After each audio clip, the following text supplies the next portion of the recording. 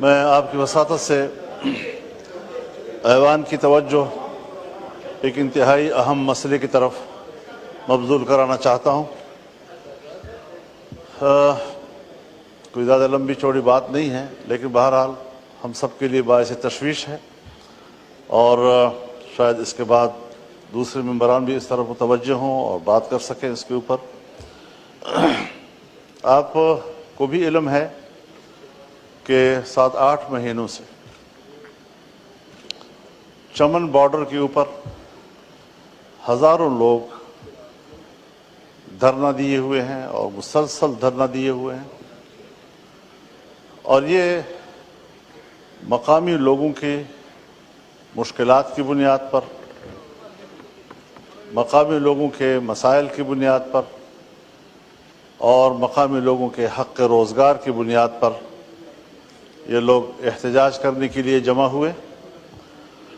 اور بجائے اس کے کہ حکومت اس ذمہ داری کو محسوس کرتی اور حکومت اقدام کرتی، حکومت جا کر ان لوگوں سے بات کرتی، لیکن ایسا نہیں ہوا۔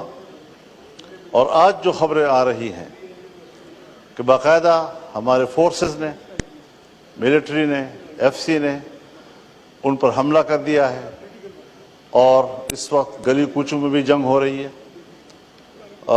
مکانات لوگ چڑھ چکے ہیں، فائرنگ کا تبادلہ بھی ہو رہا ہے۔ اموات کی خبر ابھی نہیں آئی، لیکن بہرحال زخمیوں کی خبریں آئی ہیں، اور راستے مختلف اطراف سے بند ہو رہے ہیں۔ یہ صورتحال صرف چمن بارڈر کی نہیں ہے، پورے افغانستان کے بارڈر پر مشکلات پیدا ہو رہی ہیں۔ انگور اڈہ جو جنوبی وزیرستان کا آخری شہر ہے، وہاں پر بھی لوگ دھرنا دیے ہوئے ہیں، اور صورتحال بالکل اسی طرح آگے بڑھ رہی ہے کہ سرحد پر قبائل اور پاکستان کی ریاست اور ان کے ادارے آپس میں تصادم کی طرف جا رہے ہیں۔ شمالی وزیرستان سے جب میران شاہ سے آگے غلام خان جو ہمارا آخری سرحدی شہر ہے، وہاں پر بھی عوام کی صورتحال اس طرح بگڑتی چلی جا رہی ہے۔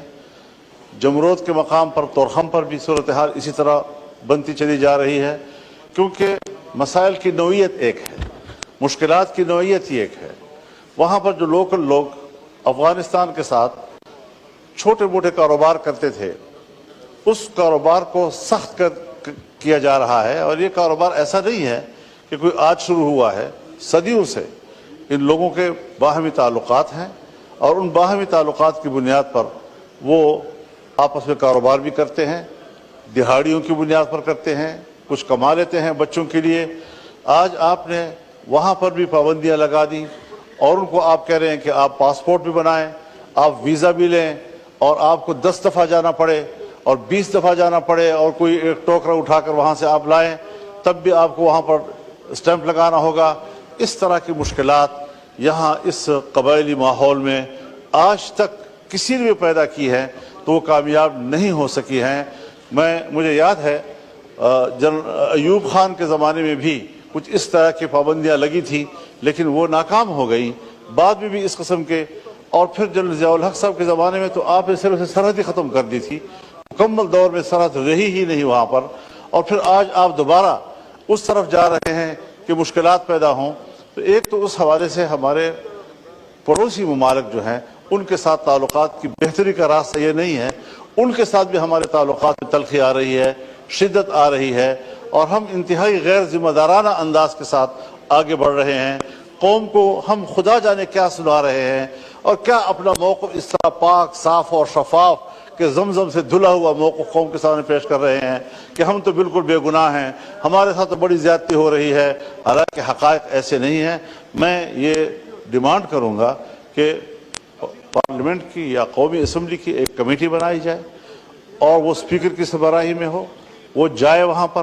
لوگوں سے بات کرے، پوری ذمہ داری کے ساتھ بات کرے، اور پوری رپورٹ اسمبلی میں لائیں۔ اور آپ سے براہ راست ایک گزارش یہ ہے کہ آپ ابھی ہدایات دیں وزارت داخلہ کو کہ وہ وہاں کی تازہ صورتحال کے بارے میں پارلیمنٹ کو آگاہ کریں۔